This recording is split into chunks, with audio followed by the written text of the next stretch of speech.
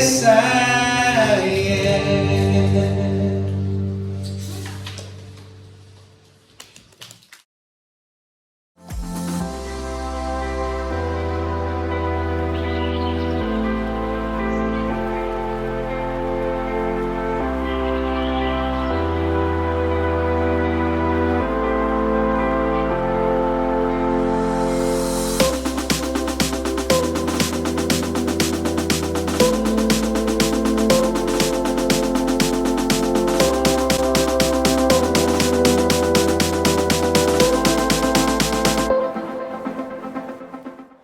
Before we start then, let's pray. I thought, again, in keeping with the oneness idea, I thought we could say the Lord's Prayer together now.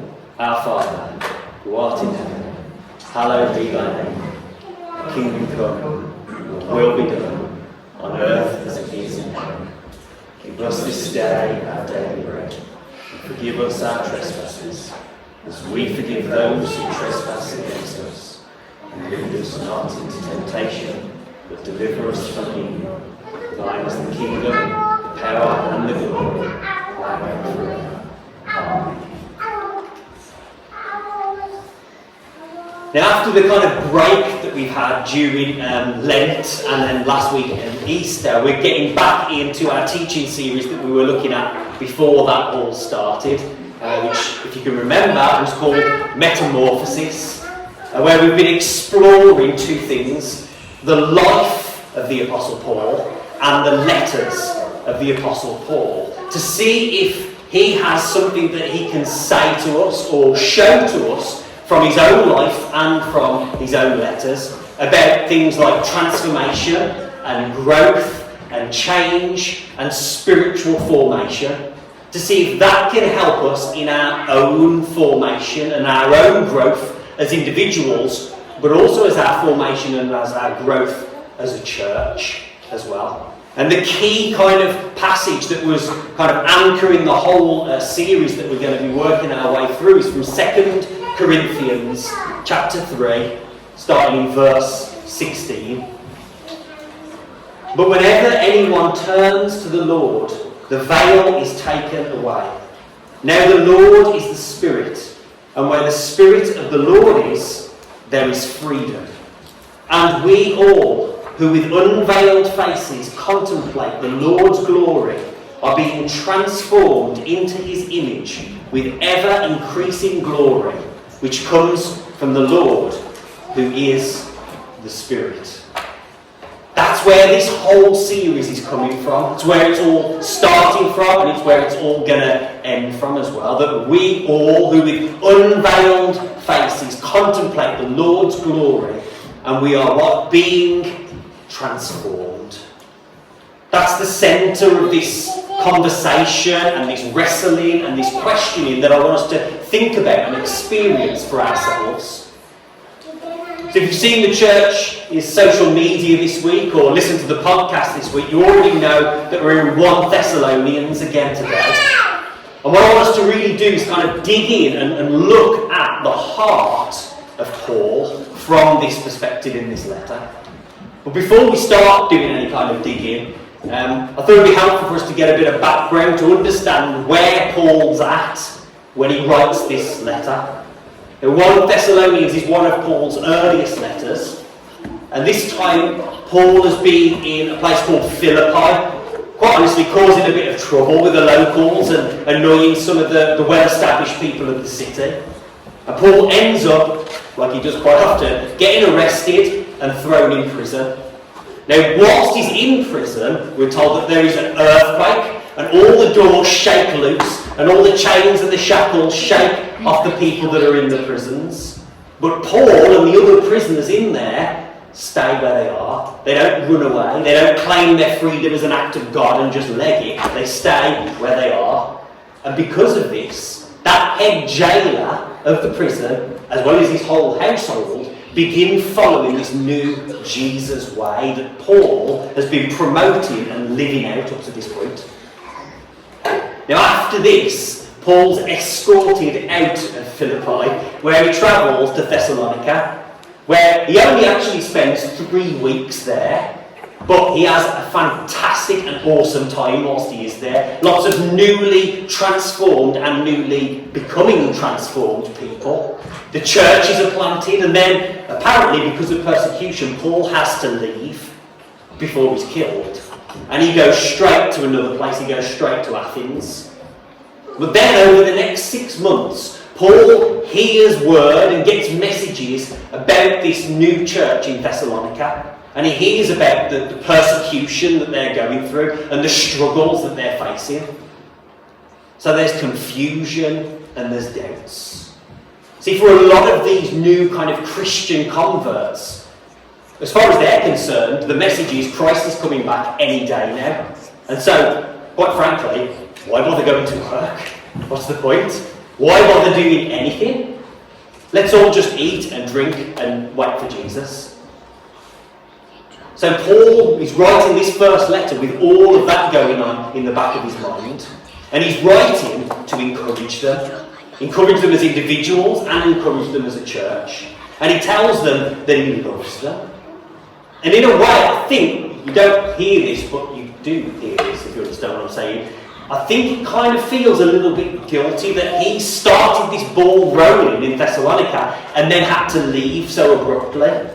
And maybe that some of these issues that he's now having to deal with through this letter and some of the things that he's hearing about getting back to him, maybe some of these wouldn't have been issues in the first place. They'd have been sorted out if he'd been able to stay there a bit longer. So now these verses from 1 Thessalonians that we're going to read might give us some clues as to the heart of Paul. So I'm going to read 1 Thessalonians chapter 2, starting in verse 17. 1 Thessalonians 2, 17. But brothers and sisters, when we were orphaned by being separated from you for a short time, in person, not in thought, out of intense longing we made every effort to see you, for we wanted to come to you. Certainly I, Paul, did, again and again, but Satan blocked our way. For what is our hope, our joy, or the crown in which we will glory in the presence of our Lord Jesus when he comes? Is it not you? Indeed, you are our glory and our joy. And if we jump down into chapter 3 and just read verse 9. How can we thank God enough for you in return for all the joy we have in the presence of our God because of you? So here twice in this short little passage, Paul mentions joy. And the question is today, what gives you joy? Now asked in this context that we find ourselves in here and now, at church, with all these other people around us listening, then of course we know the answer that we're supposed to give, don't we? It's the Sunday school answer. What gives you joy? Jesus. Jesus is the source of our joy, that is true. But Paul in this letter is modelling something else for us as well. Of course, Jesus is the point. But here, in this letter, to this new gathering, this new ecclesia, this new church, he says the source of our joy can also, or at least is meant to, come from other people, each other. So our joy in Oakham Church today is meant to be sitting next to us, and sitting in front of us, and sitting behind us. It's during the last 12 months, my appreciation for you as the bringer of my joy has been made very, very obvious. Well, here's another question when I read this and what I think about. Whose joy brought you here? Here to where you are today, but also here to who you are today. Whose joy brought you here? Whose joy helped to shape you and form you and to shape and form a sense of purpose and passion in your life today? You see, statistically speaking, it says that most people who come to church come because someone else invited them. Someone else brought them along. And that's true for all of us in one way or another. Because you're not here in this room without someone else's joy having brought you here. So then, whose life do you want to influence? And whose life do you want to affect with your joy in the future? You see, joy is a big idea for Paul in lots of his letters, particularly in Philippians, which we'll get to later on. But in between the lines here, Paul is asking us all, what does it mean, or what does it look like to know joy? So whose joy brought you here? Whose prayers over the years, whose tears over the years, whose joy brought you to where you are today, where you are here and now? Sure, you can all think of parents or grandparents or friends who you can see have influenced your life in the past, and people right now who influence your life today. You see, Paul is calling out to that little ecclesia in Thessalonica, and Paul is calling out to this little ecclesia in Oakham, and he's saying, you need to know what it means to live the gospel with joy. So we get to the truth that our joy won't be about our projects that we complete over our lifetime, but it's about the people who have influenced us and the people who we will have influence over. So who is it that you want your joy to bring to Jesus? Because, quite truthfully, if we're not looking back and thinking about who brought us to this place and who brought us into the people that we are here and now, then you're probably not looking forward and thinking about who you want to bring along as well. And if you cast your memory back to Paul's pattern, both in his own life and in his letter writing, we had that fold pattern that he worked through, where we had gratitude, honouring, seeing, and what next. And as with all of them, Paul starts here, and we all need to start at this point of gratitude. On our own paths of being transformed or transformation, we have to start with gratitude. It reminded me when I was thinking about that of a story from the Gospel. So I'm going to read from Luke 17, starting in verse 11. Well-known story, Luke 17, verse 11. Now on his way to Jerusalem, Jesus travelled along the border between Samaria and Galilee. As he was going into a village, 10 men who had leprosy met him. They stood at a distance and called out in a loud voice, "Jesus, Master, have pity on us." When he saw them, he said, "Go, show yourselves to the priests." And as they went, they were cleansed.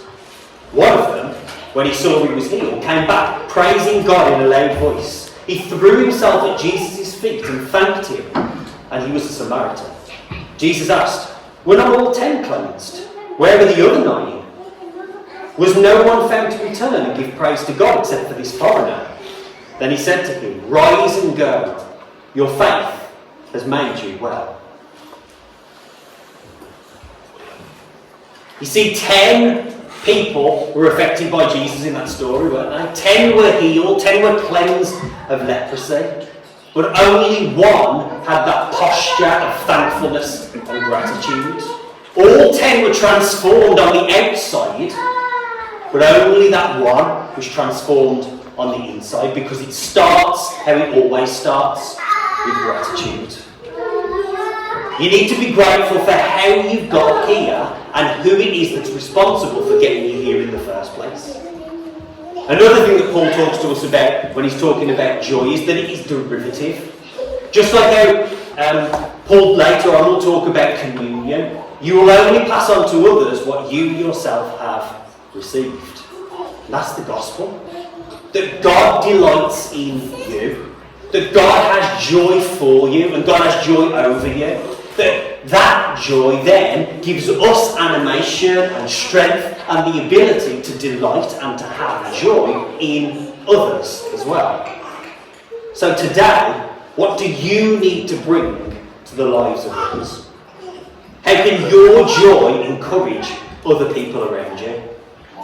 Well, we get 3 little clues to that big question from 1 Thessalonians chapter 2.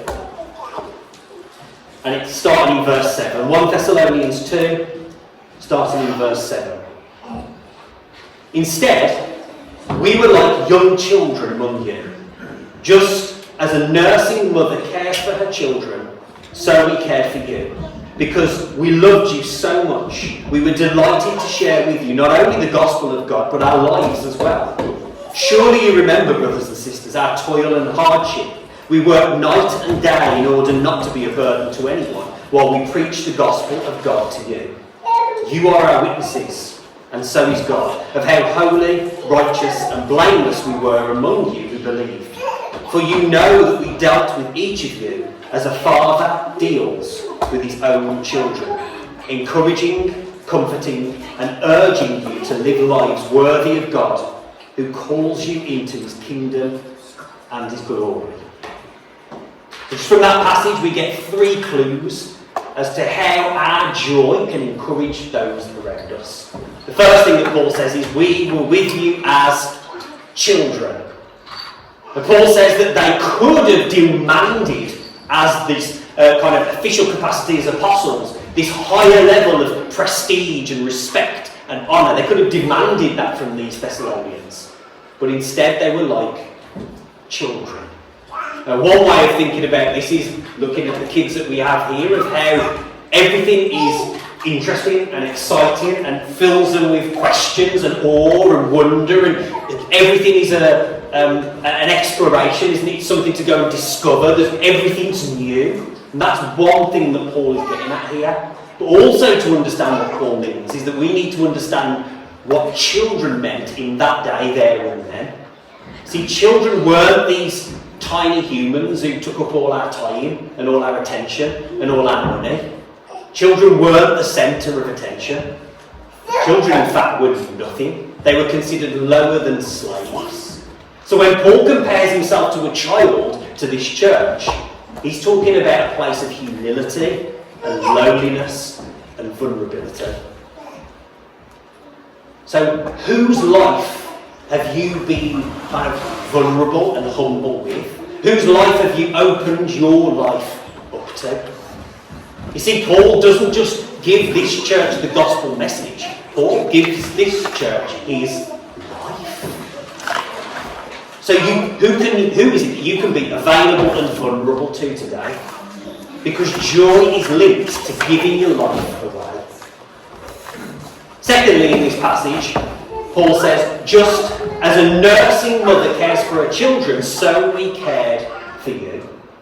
Paul says we open up our hearts, we open up our lives like mothers. That a mother's body is constantly being given over to the child for nourishment, for life. So again, who are you giving your life to? Who are you opening up your heart to today? And then thirdly, Paul says, we were like fathers among you. And he mentions these 3 things: encouraging, comforting, and urging. This is about all-encompassing. This is about being profoundly intentional with who you are and what you do.